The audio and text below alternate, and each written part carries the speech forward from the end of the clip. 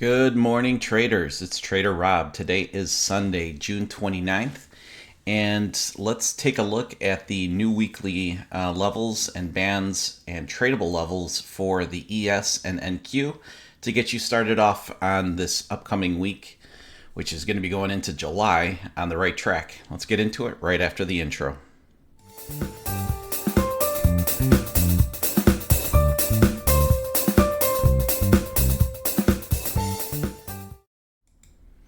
As always, nothing that I state on my channel is financial advice. Trading futures or any type of trading is risky business. Any capital that is put out there is at risk for loss.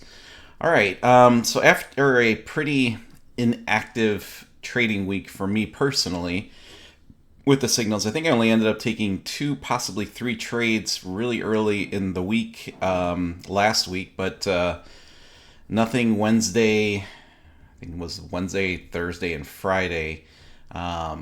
So hopefully price action volume starts to kind of pick up in a way where it starts to leave the clues that I'm looking for in the market to take some really nice A-plus quality setups. Now, that doesn't necessarily mean that there hasn't been other setups. I kind of like to qualify my setups for my signal service is pretty much just my A-plus high quality setups. That's why the win rate is so high. But to be honest with you, I post in my Discord, setups that I like, but that don't necessarily meet the threshold of an A-plus setup. So sometimes I'll call it a B or a C-plus type of setup. And, as many in my Discord in the signal service will attest to, a majority of those still end up working. So sometimes even my B and C setups are, they hit. But there is reasons why, for instance, let's just pull a trade up here really quickly. One of my setups here. Let's see. Give me 1 second. See if I can find one here.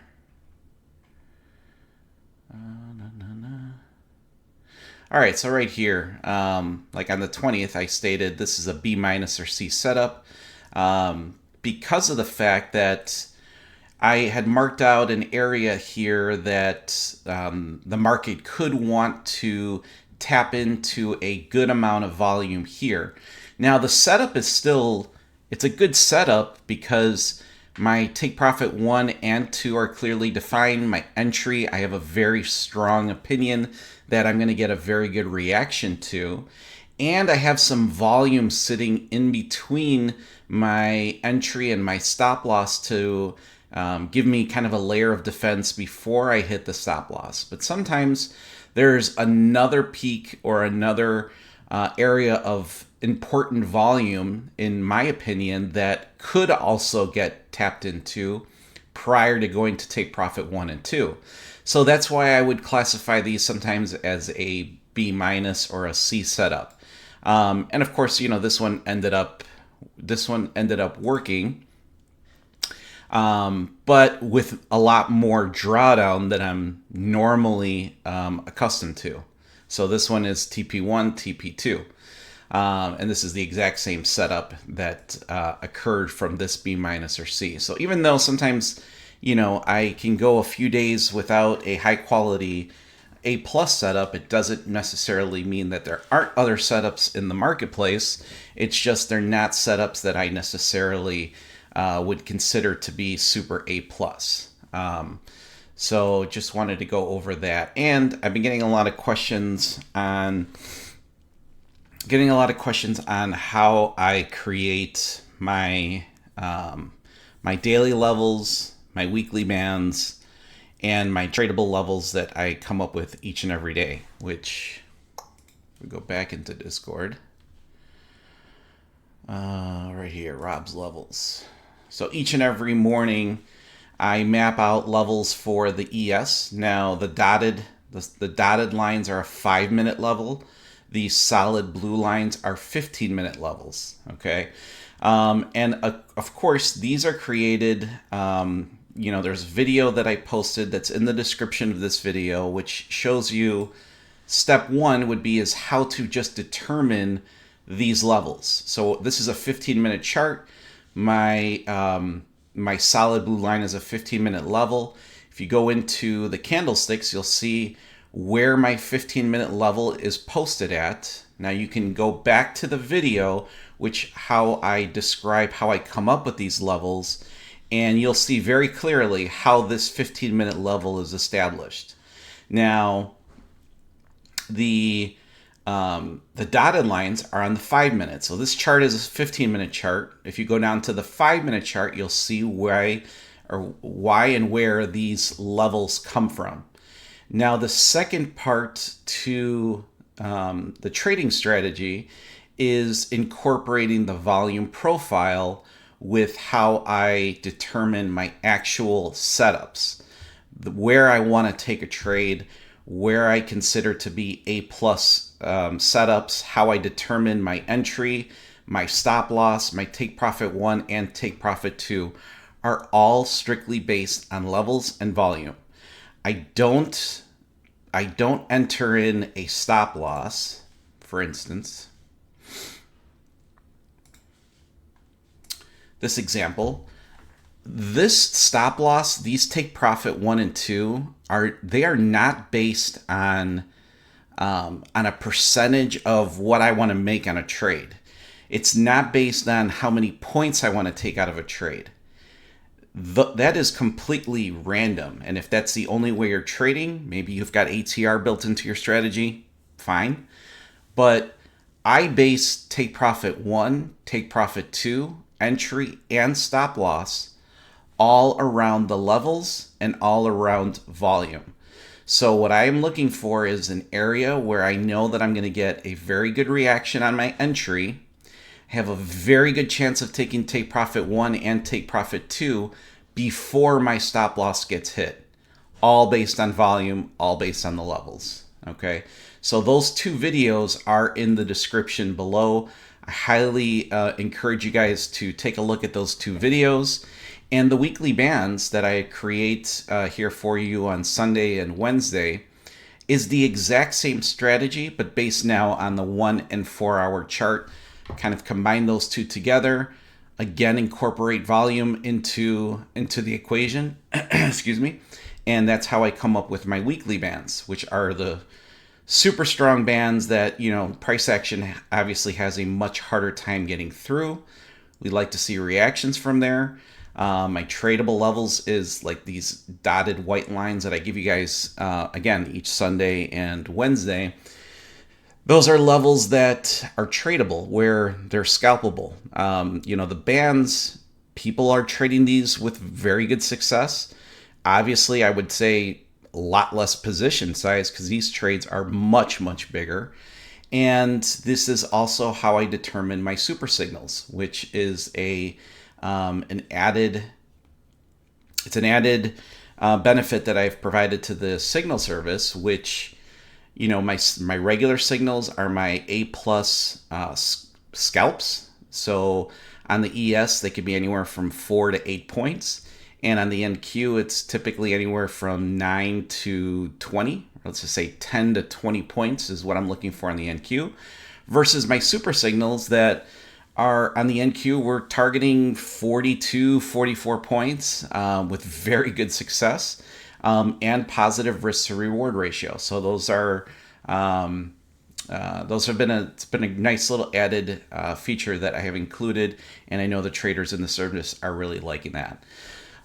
So with all that said, let's get into the weekly bands for this coming week.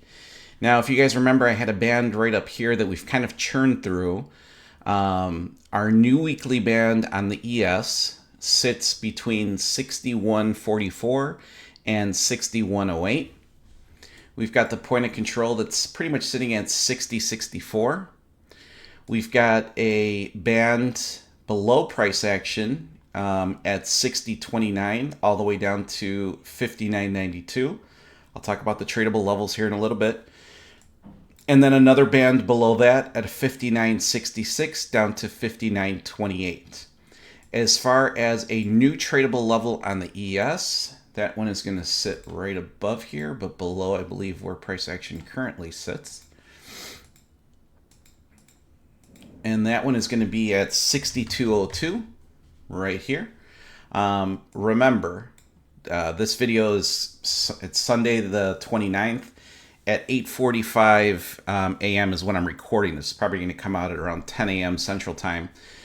Just be very careful with the open, the Sunday night open at 5 p.m. Central Time, because you might get a super big gap to one way or the other. And you just have to be very conscious of, a tradable level that's very close to where price action closed on Friday, that you don't have just a resting limit order here.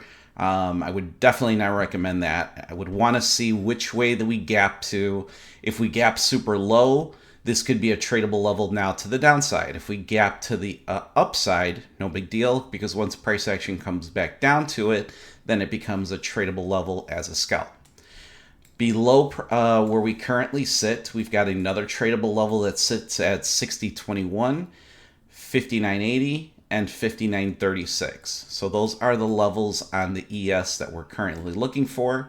Again, we went through pretty much Tuesday through Friday last week where the markets had a pretty big, just straight move to the upside. We did get a good pullback here on Friday, which has now kind of opened a few opportunities for me that I can see in volume, but still we're in a very low volume area. And when we kind of get into those situations where price action is just kind of going up in a straight line, there's a lot of imbalance in the marketplace, and the volume does not start leaving a lot of clues. So I'd much rather price action start getting back down here, maybe bounce off of this big weekly band here, which will then start to provide us with more clues going into the week, which of course I'll update you on Wednesday. Taking a look at the NQ, we've got a new band at 22,820 down to 22,741. We've got another band at 22,611 down to 22,549. And then we've got another band down here at 22,334 down to 22,264. Again, whichever trading platform you're using, you could either do a box or a horizontal ray, a trend line, however you want to create these drawings up on your chart, but definitely have them on a separate chart, apart from your, let's just say, your intraday trading chart, which might be on the 1 or 5 or 15 minute, depending on which time frame you're trading off of. But have those, because you definitely want to make sure that you understand where you currently sit in the marketplace, because this is kind of giving you a roadmap as to, where the market might want to go. If it's going to have, if we get a big push here, we might push right through this level, and we might go up to 23,000, come right back down, and then we know that we're going to have some issue getting back through this band here. If we're trading to the downside and you're looking at a scalp short, it's not something that I would be looking for right into this band right here. I would probably be looking for a reaction to the upside. Now we might blow right through it, perfectly fine. You get some news, some big headline news that comes out, and you can blow right through it. But just know that these bands are big clues in the marketplace. So I highly encourage you to put these up on your chart. And then the tradable levels, you could put these on your actual trading chart that you're looking for reactions or scalps in the market. So a new tradable level on the NQ is going to sit right here-ish.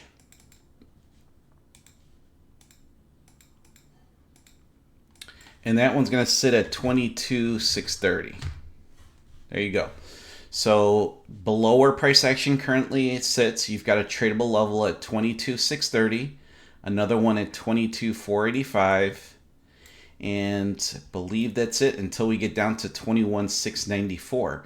Now, it doesn't mean that we're not going to add some levels in this area, but we just need price action to come back down to here and create us a clues, because we've already swiped at all of the clues that were down here. We all traded these levels, or signals in my case, that were very successful.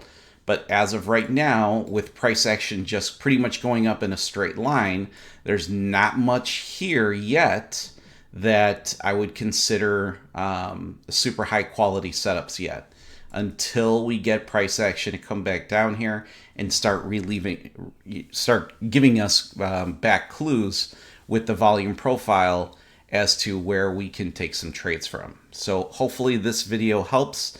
I will be creating a video a little bit later this week that kind of goes a little bit more in depth on how I create a actual tradable level. So it'll be A through Z, mapping out the level on the different time frames, incorporating volume profile, and kind of coming up with my setup as to why I picked these tradable levels. And I think once you guys see it in detail, excuse me, it might open your eyes to how I determine these levels and how I've been able to get a winning strategy. I mean, that's pretty much all it comes down to. Is I have 110% confidence in my levels, in my signals, and that's what I'm looking for, is super high quality setups. So, and I would love to share that with you guys. All right, so hopefully you guys have a good rest of your Sunday. I will be in a softball travel tournament that I'm coaching for my daughter, so I will be out the entire day. But hope you guys have a great beginning part of the trading week and an intro to July. All right, take care, everyone.